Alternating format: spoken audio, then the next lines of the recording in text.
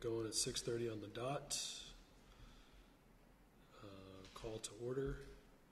Regarding the prior meeting minutes, so after the last meeting, I sent out the minutes for the 17th, but only 2 of us were at that meeting, right? You weren't at the 17th, I think? No. Okay. So I'm going to defer the vote on that until we have more people that were at that meeting. I sent the minutes for our most recent meeting in July a few hours ago. Did you guys get a chance to read those? Okay. I wrote. Anybody have any comments, questions, corrections? I'd just like to say thank you for putting in my concerns. Of course. I appreciate it. No problem. And I guess with that, I'll make a motion that minutes get approved as submitted. Okay. Second? All right. All those in favor? Aye. Approved unanimously. So we're missing a few members tonight. Linda had a memorial thing that she had to go to. Peter Morancic's working late. Phil Redman is in New York. Jonathan Murray emailed and said he couldn't be here in person, but he was wondering whether there was a virtual possibility. I said that wasn't typical. However, it doesn't mean we can't moving forward. And I wanted your thoughts on that, about adding an option for people to attend remotely. I've observed with some other boards that there are, it is allowed on a limited basis, or has been allowed with some other boards on a limited basis, but I'm not that familiar myself enough to speak with any level of expertise as to what the rules are and the ins and outs. I seem to recall there may have been some exceptions that were allowed during the pandemic period, and some of those continued on. But I just don't know the specifics about them. So that's something that possibly we could follow up with Leanne on. She may have more detailed knowledge on that. I'll send her an email. Do you guys have thoughts on that? Well, only in that, yeah, they have to, I believe, have access to be able to speak and to vote, so, how that plays out or whatever. And I mean, yeah, I know we did a lot, obviously during the pandemic, most all our meetings were, virtual. So I guess it would be more of a setup for you or whatever to make it so that they had that capability of being able to. And if the committee members were virtual, or if any, would we have to allow the public to be virtual as well? I presume so, which I'm fine with personally. If that gets more participation. It's more logistics. Yeah. Somebody's got to manage. Sure. So, we've done it. We did it the last meeting because we already had a Teams meeting set up. And that was because Steve was participating. But it's not typical for us to do it. There was some last week. Yeah. Last meeting. Yeah, that's right. I'm just getting a message from Paula Johnson. Could you check your mic and just make sure that it's on? The button on top. Pull it towards you. Oh, can you hear me now, Paula? That's better. Is yours on? Yeah, mine's on. I'm sorry about that. Nope, that's okay. All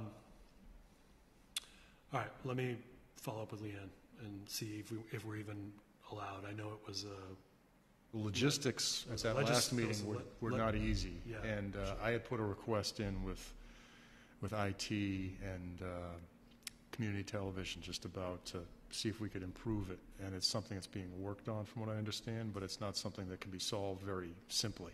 Okay. So there may be a workaround. I just don't know. So I'll check with Leanne about what the legislative timeline was on the allowance for that. I know it got extended, but I don't know if it terminated at some point. So we'll find that out first and then proceed from there. Was the issue? Do you know? Is it because of the location? I mean, just because it's here, that IT is having an issue with trying to do that. There were a couple of issues at the last meeting.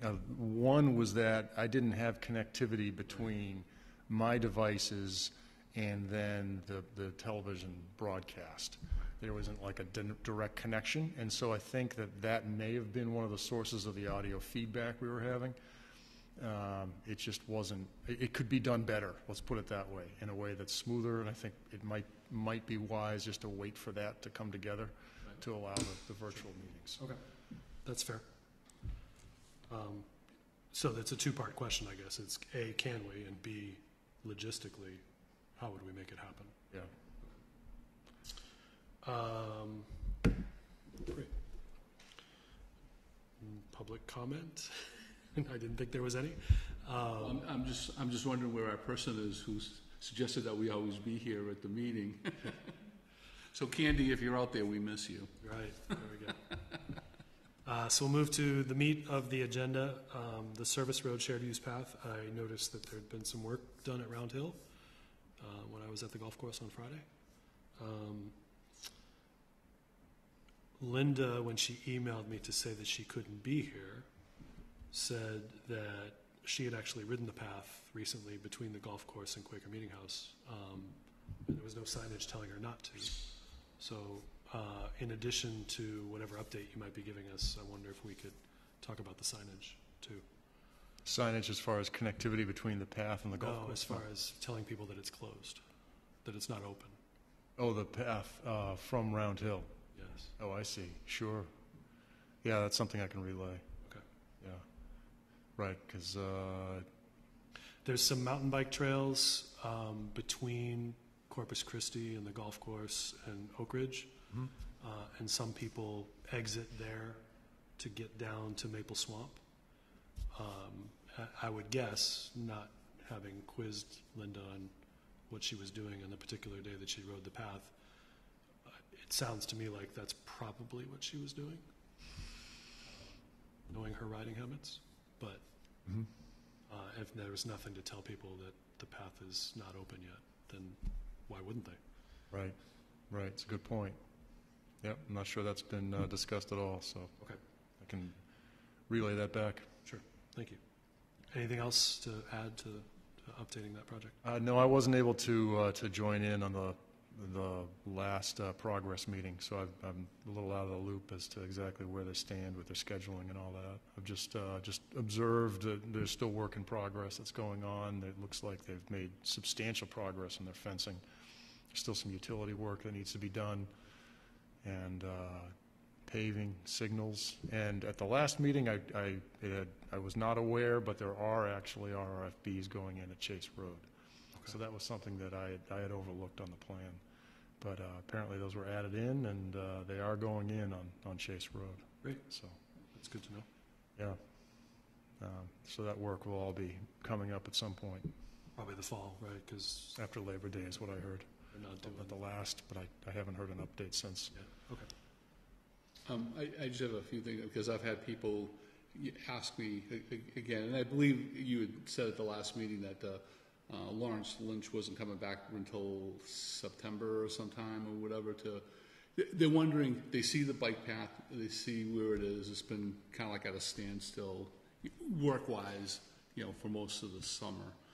So they don't really see much activity, maybe once in a while at one of the crosswalks or whatever. So they're wondering, when, first of all, when the, path would be, roughly done. I mean, I know we're at the mercy of Lawrence Lynch and their schedule. The other thing they're kind of like concerned and upset about is, the lack of maintenance or mowing or anything out there. We understand, that the stuff needs to be there, but you look at how tall some of that stuff is. I'm guessing some of that stuff's like about, 3 feet high. And, and again, I'm sure it's because if anybody's going to do any work out there, it has to be Lawrence Lynch. It's not the town's responsibility yet, because we haven't taken over any kind of ownership of it. So, I mean, they'd like to see some of that stuff cut down. So I'll take two of these. At the most recent selectmen's meeting, that was discussed, about the height of the growth that's happening out there. And I think a couple things were said, and I don't remember exactly by whom, but one is they're trying to make sure that growth is well established before they mow it. I think it's well established. It is, but it's also the fact that it's broadleaf plants protecting the grass that is growing behind it. And so that's why there's a reluctance to mow until the fall, when the grass can grow on its own. It's more of a growing season in the fall. So that was said at the selectmen's meeting that I watched from a couple weeks ago when this issue was brought up. One of the selectmen. Yeah, I remember seeing it. I remember, one selectman, Yep. praising the height of the growth of stuff that's out there. Sure. But to be honest, that's one thing, but where everything is out there, because then you start wondering, what, is that like a place for where, for lack of better terms, it could be, ticks and other things that can still migrate into that there because of the taller. So, people start using it, then, that can cause a problem too for the usage of it, because you got to walk through it. Realistically, most of the places that people are using it. We see them all the time on the service road, even though the signs are out there. But like in between, if the people, I don't really see usually too many bikers. It's usually walkers or whatever, which means that they're going through. Well, they're doing so at their own risk. They are. Well, but the thing is, that's the other thing is like they're complaining, and rightly so. Like it's taken a long time.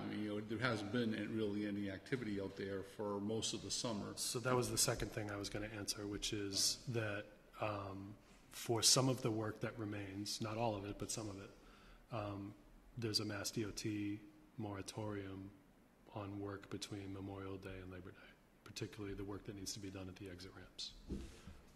Stuff in between, I've noticed that the Round Hill Road lot got paved recently. So, Yeah, you probably see it more up that way. Sure. I'm usually said really between 2 and 3, that's fine. and so so yeah, I'm sure they're working on. So there definitely is work happening. It just may not be happening on a consistent basis. Oh yeah, well it's funny. We just had a deal with they were working at the end there, a service road, the gas pipeline. Yep. Was doing, and that was a little scary at times when you went around that corner and there was only like one lane and and then big vehicles on both sides and trying and they're going, oh yeah, come through, and it's like going along. I got a little car and I'm barely making it through, and all the other cars are doing it. But it looks like they're finally all done with. It looks like they put in a couple of manholes or something, for one of the pipelines there. So that looks to be all done, which is good, But but like I said, that's really where we're seeing most of the activity, being worked on, not necessarily, the bike path itself, because it still needs a final coat, right, on the top of the path. Final paving is still to be scheduled, yeah. Yeah, and that doesn't have a schedule yet or whatever when that's going to be. It probably does.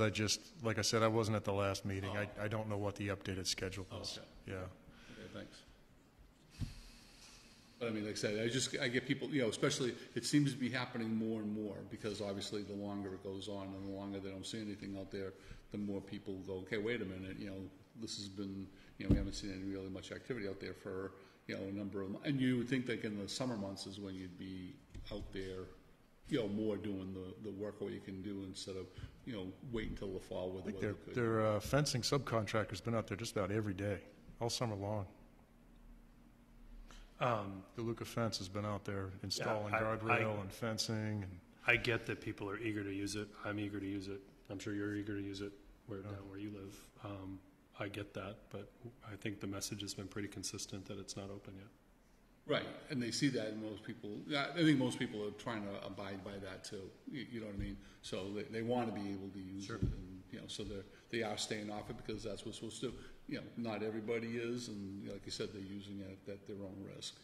But I think that's what people are looking for. They want to see it, done and complete. And when it sits kind of like somewhat idle, and I know you said there's people out there, but they're like here and there, and they still see. The amount of work that still needs to be done. That's what the concern is. there's some utility work that needs to get done that we're waiting for the utilities to complete. So there's poles that still have to have the wires transferred over, and Lawrence Lynch has been working hard to get the utilities to follow through on that. Yeah, So that's a bit behind. That's one thing that's holding up the rest of the work. I put in a request again today Yeah. to go out, and I think at least from what I can see, at least from 2 to 3, most of it is just basically telephone that's still attached to the poles. And I think what ends up happening is the things just kind of like get lost, when other work gets done, so I put in a request that they, take a look at that and kind of get that finished and get that done and out of there before anything else has to get done. Yeah. I definitely get the questions. I understand where it's coming from.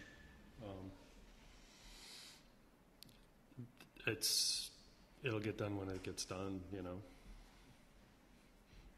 and then hopefully it'll be all manicured and beautiful. That's what I'm looking forward to.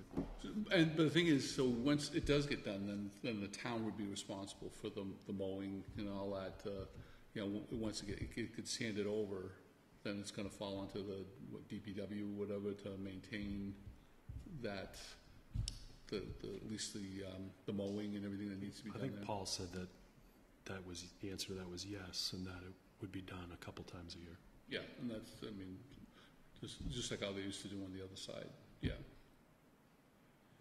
I think that there'll be a grow-in period where the Lawrence Central have some hand in the responsibility for a period of time until grass is established. I don't think it'll be immediate in the fall.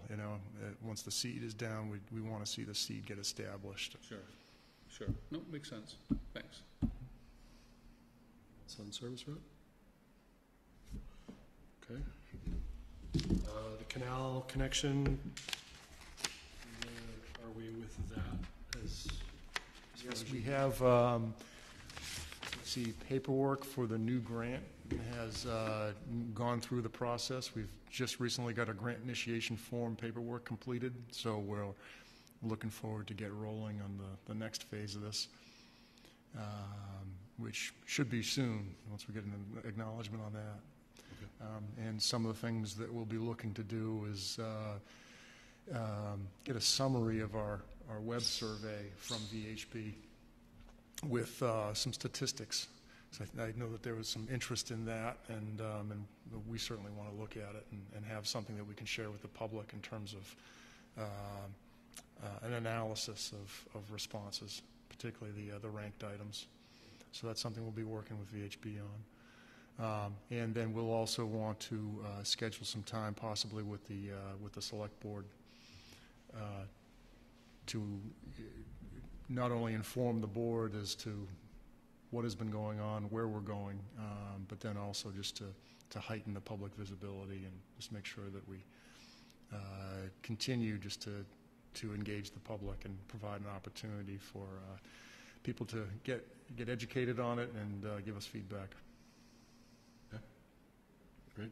We don't have a date for that, Selectmen's? Not just yet. I think we'll be working on that in the next couple of weeks to get that scheduled. I'm hopeful that we'll get onto a September meeting agenda. Okay. Great. Thank you. Anybody else on that? Okay. Crosswalks. I think since we last met, Paul appeared before the Selectmen and said that the signs that we had been waiting to install have been installed. So that's good news. Do you know if there's any other update on either Katuitt Road or Town Neck Road? Following that, when we identified the locations for the signs, we also put in a work order for vegetation pruning, just because it was long overdue. It had been overgrown, and maintaining proper sight distances is just a vital part of maintaining road safety. And that was overdue, and DPW, I think, did a great job in improving that. And sight lines to and from the crosswalks are vastly improved now. Great. In addition to that, we have been working with Stantec, who you may recall in 2019 did a study of these crosswalks through this whole, including the area of Quaker Meeting House Road. And we asked the current project manager, Peter Vasilio at Stantec, to give a fresh look at that and give us an updated cost summary for what it'll take to upgrade each of the 3 locations. So we met with him in the field and went over the former recommendations. He had some additional suggestions. He's going to be getting back to us at some point in the near future. So that's cooking as well. Okay. That's great. I had one thought after the last meeting and did a little research, but I guess there's such a thing as called Pedestrian Safety Month, and it happens to be in October.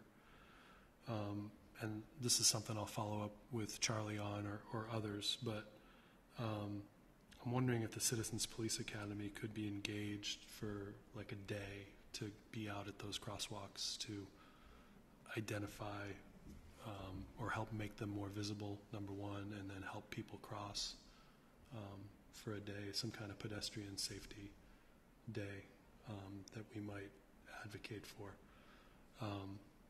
So I'll follow up on that outside of this meeting, but I wanted to just bring it to the board's attention that that's something that we could do to help the situation along that road. And it could be done in other areas of town too, but I think that would be a good test bed for that, given the concentrated nature of those crossings. I've certainly seen the Citizens Police Academy at some of the first night and other downtown events, Sandwich Fest, I think, also. So I wonder if we can engage them and put in a plea for that, a request. So I'll follow up on that and report back at the next meeting. One more related item on that. We've received concerns from the public about vehicle speeds at this location and others throughout town. And another initiative we'll be working on is public messaging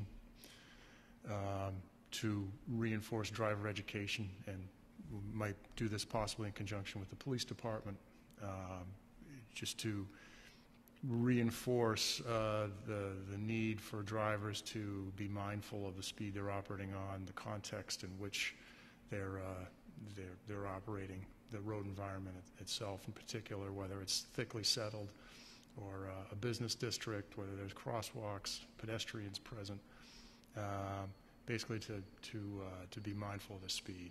So in the engineering world, the most effective countermeasures, safety countermeasures that I've been taught are education and enforcement, and then engineering in that order.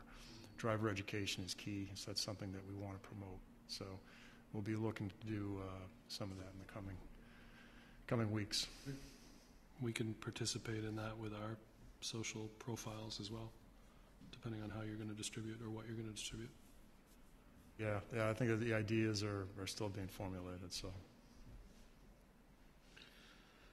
I just have 2 things, because one of the to respond to what Sam just said, but one of the things is, and I don't think we ever really did it into the master plan, but I didn't know if there was any way to be able to somehow get an inventory of the crosswalks of what we have in town to show where they are, and even like say the what kind of condition in the sense that they're in, so that we would know where things may be able to be fixed in the future, or how expensive that they would be. But because right now I mean, you drive around town, man, especially with all this talk about crosswalks, you start driving around and you start looking at even things that, like you've mentioned, Sam, in terms of where things should be, and you go, okay, well, that one. And one of the one that really cracks me up is the one that's kind of like over near the Wing School, where the crosswalk goes across. Now, they just did those sidewalks. They just did that. And yet it goes right to the sidewalk, and there's no like handicap accessible structures or whatever there. And but they just did that, and that was Mass DOT. So much for Mass DOT, following through on the standards of what needs to be done. But the thing is, there are places that you just don't realize that there are crosswalks there that you don't necessarily know about. So the thing is, and that doesn't mean that they don't necessarily need attention, But I mean, the thing is, if we could have some sort of like inventory of where, you know, the crosswalks are, and, you know, they said what kind of condition that they're in. I mean, I think that would be, you know, helpful, especially going forward if something does come up, like what happened there on Katuitt Road, where all of a sudden, you know, instead of it just being blindsided by all the stuff coming in, you know, we had an idea of where, you know, where things are and what to do. I didn't know if that was possible, because I believe, you know, and I've seen there are towns that do have, you know, kind of like an inventory of their crosswalks, and you know, it's important. You got pedestrians, you know, walking around, whether it be, you know, not just downtown but other places. And then to touch on what you mentioned about the traffic and everything, I didn't know if it's, especially in, you know, probably in the more of the downtown area, but I know part of that is Mass DOT to a point. If there's a way, or in places where the mileage could be put on the actual roadway, because you see people driving around and they don't, I mean, even downtown, you know, I mean, especially downtown, you know, people go zipping in and out of there, whether they be Massachusetts or whether they be, you know, out of state. It doesn't, you know, people don't really pay attention so much to the, you know, in the sign, they just see it and just go by. But if the, you know, the miles per hour, whatever was put on the road, that's a little more, okay, you know what it is, so hopefully that would maybe, you know, make people be more aware and deter them to get down to that speed or whatever. I didn't know if that was a possibility. I've seen them in other towns. I haven't really seen any. So do you mean a speed limit sign with an electronic, this is how fast you're going? I mean, just like on the road, painted on the road, you know, this, you know, when you get to there, it's like, this is 40 miles an hour, this is 30 miles an hour. So you're actually putting it on the road, so it's right there, right in there. I mean, they can't say, oh, I didn't see the sign or whatever, because it's right there on the road. You know, so that, I mean, and when you see those, you do tend to, I mean, you know, I feel at least when you see those, you tend to go to that speed, because that's what it is. Where have you seen that? I'm trying to think of what, I mean, I'm just curious. yeah, I mean, I know just recently I've been driving around, you know, so I can't remember. You know, I don't know if it's still, I mean, I've been up to Taunton, I go to South Yarmouth, Hyannis, Barnstable, Yarmouth. I mean, you know, you go through some of those towns. Like I said, I don't remember specifically offhand, but I have seen that. That's what gave me the idea, was like, you know, seeing them in the roadway. You know, like I said, it's just. But I'm more so downtown, because it's just so difficult to get people to go to the speed limit there. And like I said, I was there a couple Tuesdays ago, where it was just a nice day, mid-morning, standing out there. I was out there in front of the old town hall. It was amazing. You know, there's people walking around doing the crosswalks all around in Eaton Square, all out there. I mean, there's people flying around, you know, all over the place. You know, they're just driving fast. They're really not paying, you know, much attention to, you know, people. They were going faster than the speed limit. You could tell just by standing there. You know, so like I said, it's just, and I've had people bring this up to me that live in that area, and I'm sure you probably have too. You know, heard from people in that area, you know, especially down, you know, by where the old town hall is, that the speed limit that people go, you know, the speed that people go through there is, you know, with the water fountain and everything else, you know, people opening their car doors, you know, when they're going through there, it can be, you know, very challenging at times. So, like I said, it's just a thought. I mean, I didn't know if that's a possibility or whatever. Next time you see something like that, maybe make a note of it, and see you know, where, you okay, yeah, let us know about it, and we can check it out. Okay, yeah. Take a picture. I've never seen that before. I know. The only thing is, I mean, first I have to pull off to the side. Yes, of course. Not while I'm driving. Nope, not while you're driving. But I'd like to see that. Yeah. Okay. Sure. Thanks. The first question he asked, the inventory. Didn't Paul say he had an intern that was doing something to that effect? Yes, our intern most recently was working on an inventory of traffic signs, and the internship has since ended. Okay. He's gone back to school. It was a fantastic resource while we had him. But its time is short. And, sure. So he didn't include crosswalks in that? Okay. It's a he. And I'm not aware of us having a crosswalk database specifically, but I'll check. Okay. It's a possibility. Well, it's funny too, because the same thing, we didn't, put like anything there, and then the master plan. We did a lot of other things, but that wasn't one of the things that, when we asked the which would have been helpful, like to have that, because like I said, just knowing where they are and where, there could be a possibility for, even hot spots like the one that you mentioned that's up. Town Neck? Kind of near you. It's there, but it kind of goes, it's what you call the crosswalk to nowhere. Oh, the crosswalk to nowhere, yes. See, I did remember. Yeah, there's two of them. There's one on Water Street, and there's one on 6A. Yeah, okay.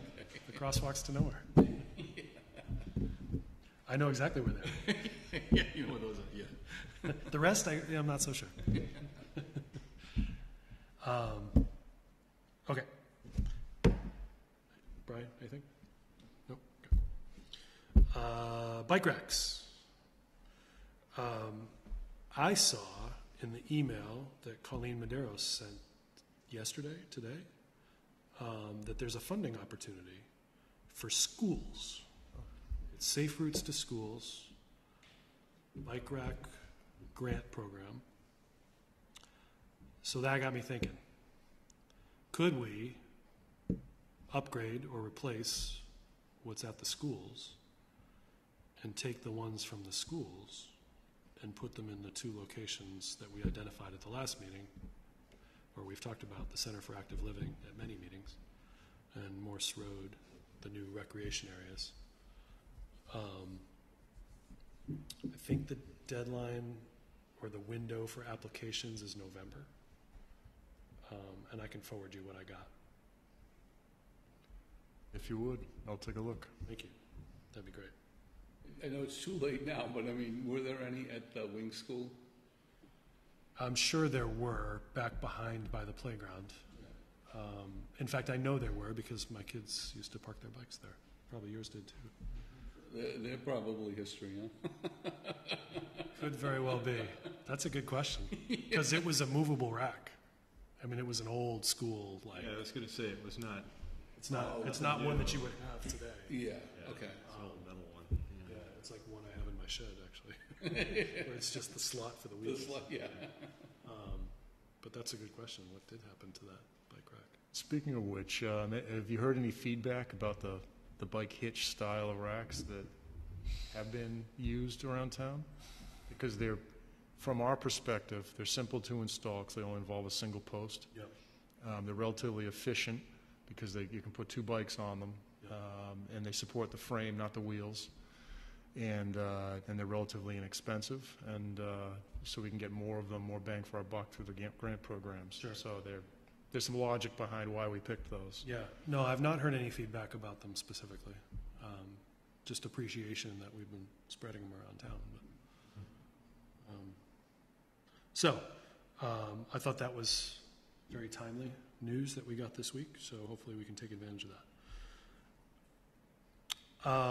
The 4-foot passing signs, I think it was mentioned recently, I don't remember by whom or when, that there were more given to us by the state, or there's more available to us from the state.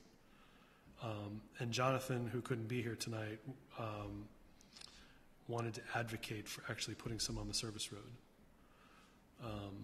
Because though the bike path opening is looming, many cyclists will still use the road, particularly the cycling events that come through town. And that is a good place to remind people of the 4-foot passing law. So I just want to throw that out there while additional locations are being considered, that be one of them. I know it's a bit counterintuitive, given the work we're doing out there. But cyclists are still entitled to use the road, even with a bike path there. And that's a heavily traveled route. So I think we should have maybe 4, and 2 in each direction at different spots between exits would be my thought. Or in either direction on either segment? Yeah. I think there's plenty of other locations in town that could use them too, but that's one that's been specifically raised to me, so I thought I would pass that along. Yeah, I'll take that back and go over that with Paul. Thank you. I agree with you, but I know, you know what's gonna happen. There'll be As soon as you put them up. there'll be some Facebook posts. Because there's already, already, you know, people wondering, like, you know, if that bike path's ever really gonna be, you know, used. So, you know, you put a bike path and then you put signs on the road to say, you know, but it makes sense because, like you said, they're still gonna be using it, you know. Of course, yeah. You know, so, I mean, And, you know, recreational cyclists are definitely going to use the path. So are walkers, so are people with baby strollers, so are joggers. There's going to be plenty of use for that multi-use path. well, you see people like walking their pets, you know, so I mean, the thing, you know, animals on a leash or whatever, that's gonna, they're not just gonna stay within. And the those compound. people, frankly, probably don't want the more than recreational cyclists to compete for space with them on the path. And the people who cycle like that don't want to have to be swerving around those users. And it's a main bicycle thoroughfare. It has been for many years, both for everyday use and for events. And it makes sense that we remind people that they have to give those people 4 feet when they're on the road. I think still a lot of people don't Yeah. realize that that's I know. a lot. I've so. seen the recent Facebook conversation on Sandwich News, I think, about if there's a path, why are cyclists still using the road? Well, it's a fact of life that they are. It's gonna stay. Going to continue. So, anyway, given that there's the recently passed 4-foot law and we have these signs at our disposal, that was a place that was recommended that we consider. The Vision Zero Action Plan, just an update that I attended the first meeting that took place last Wednesday. There's another meeting that will happen, I think October 2nd was tentatively suggested. I will confirm that and bring that back to the committee. But the two things that I wanted to let the committee know about was that there's the public comment tool that's available now for anybody, and especially committee members who are familiar with problem areas in town, to submit those via the public comment tool. For example, Katuitt Road, the Katuitt Quaker intersection, Town Neck Road, any other areas of concern. You can pick a point on the map and add a comment about that point as far as something that you'd like to see addressed as part of the Vision Zero action plan. So it was encouraged that as many people with as much knowledge of pedestrian and bike and other use, you know, of vulnerable road users, I can't say that very fast, that we add our input. So I encourage you guys to do that. If you go to the Cape Cod Commission's website and you look for their Vision Zero action plan, I believe the public comment tool is linked from that. So I can single out the bottom of Service Yes. Road and Route Yes. 130. Please And do it. just say, I get tired of waiting there for 5 minutes trying to take Yes. a left. Do it. Anything that's been sticking in your craw, Yeah, that's the place. that's one of them. Okay, good. Second thing is that the commission was looking for ideas for an outreach table, and Sandwich Fest is coming up the first Saturday in October, I believe. Yes? Yes. So I said I thought that would be great. It's a street fair. People are walking around. It would be great to have a presence for Vision Zero action plan. It'd probably be good for us to have a presence as well. I will, full disclosure, I'm going to be out of town that weekend at a wedding, so I can't do it, but hopefully a committee member could help out the commission with their table if they in fact secure one. So I'll be working with the commission to see if they can do that. I know in the past we've had a table out there, and whenever the Vision 88 map goes up, people flock to it and comment on it. So it'd be good for us to have a presence at that same table, I think, and talk about service road path and answer people's questions on that, and talk about the work that we're doing on the connection. It's another outreach thing that we could do for the grant too. So if there's a fee for the table, maybe the grant could be used to pay for that. So it's something we'll need to firm up by our next meeting, but throw that out there.